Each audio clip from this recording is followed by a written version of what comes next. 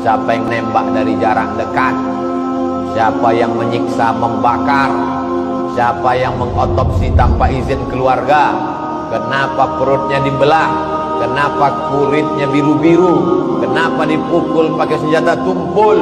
Kau juga akan punya anak, kau juga akan punya keturunan. Bagaimana kalau anakmu yang dikandung istrimu 6 bulan, 9 bulan, 10 hari dibesarkan dengan tetes air mata? 6 orang itu bukan anak kucing, 6 orang itu manusia, sebaya dengan anak-anak.